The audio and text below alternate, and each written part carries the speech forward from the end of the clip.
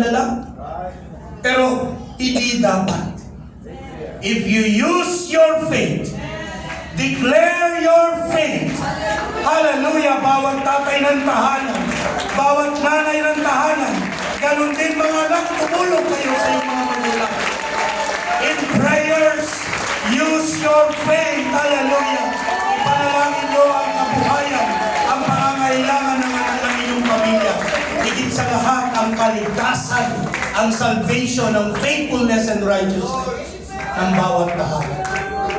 Sapagkat, pag hindi natin yan inatupag, higit pa tayo sa mga taong walang Diyos.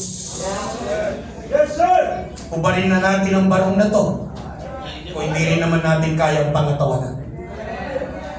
Use your faith. Our God is faithful.